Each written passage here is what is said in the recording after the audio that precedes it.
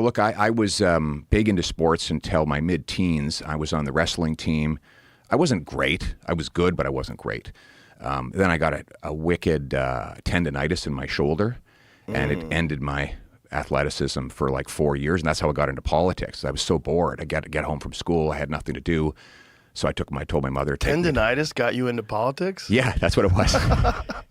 I just couldn't get rid of it. Like every time I thought I had it beat, I'd go in and I'd train, and it would be full of inflammation. No one could do anything about it.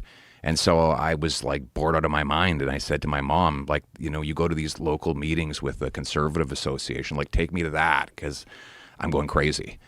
And that's nuts. Yeah. So what were you interested in when you first went there? Like, we just didn't like the way things were running. Like, what was it about it that got you so curious? Well, I grew up in a suburban neighborhood in south end of Calgary. And my folks were teachers. I was adopted. My mom was a 16-year-old. She was obviously a single mom. She put me up for adopting 2 school teachers.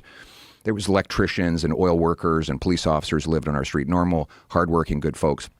And I always grew up with the impression they were getting screwed over, and that the government didn't listen to people like them, didn't listen to people who grew up on streets like ours. And living in Western Canada, there was a greater sense of that. We called it Western alienation at the time. And there was this guy, kind of a quirky guy, but a really brilliant guy named Preston Manning. And I saw this billboard of him, and he had his fist up, and it said, "Enough." And I said, yeah, I like that guy. So I got involved in politics. And I started reading about different things. I read a biography on Fidel Castro, and then I read Justin's some more. dad. No, not Justin's dad. Right? No. His dad was sure? Pierre. His dad was Pierre. I had issues with Pierre Trudeau, too. It because is a great conspiracy theory, though. Well, it is a hell of a... I don't think it's a true one, though. His dad is Pierre. Unfortunately.